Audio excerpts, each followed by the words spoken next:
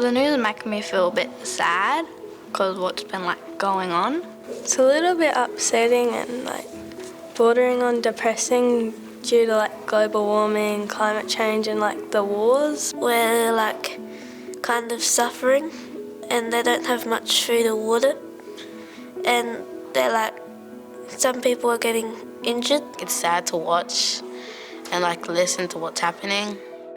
If the news has been getting you down recently, well, it's not just you. From natural disasters to political turmoil, famine and war, there's a lot of bad stuff going on. Researchers have found that seeing things like these can trigger feelings of anxiety and fear, especially in kids. So how do we keep up to date and look after ourselves at the same time?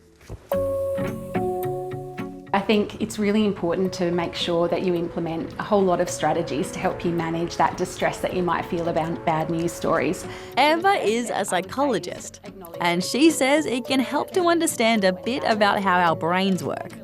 So we know that humans have this real negativity bias, and that is that we're wired to notice the bad stuff more than the good stuff, unfortunately. It's actually an instinct that helped our ancestors to survive, because bad news is often important news.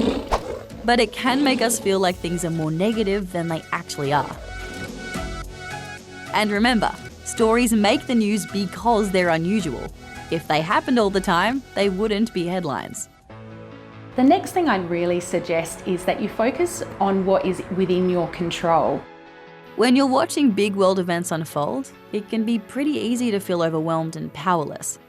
So Amber suggests focusing on the things you can do. It might just be a single act of kindness, or it might be engaging with your community, or it might even be thinking about on a global scale what you can do to help support the cause that you're distressed or worried about. And remember, even in bad situations, there's usually something good to focus on. If you can look out for the helpers, for those volunteers, the doctors, the communities that are banding together, it really does give you a sense of hope and help you to kind of understand that there is always good in the world, even within these bad news stories. Amber also says it's important to remember that feeling upset about what you see on the news is totally normal. In fact, it's a good sign. I sometimes say to people, don't forget that you wouldn't want to be a person that wasn't distressed by these things, right? That would say that you don't care. And chances are, the adults in your life are feeling the same way. You might also find out that they find things distressing as well, and that can really help you feel validated and normal in the face of these really uncomfortable things that happen in our world. She says it can really help to talk to someone, whether it's a friend, family member, a teacher, or an organisation like Kids Helpline.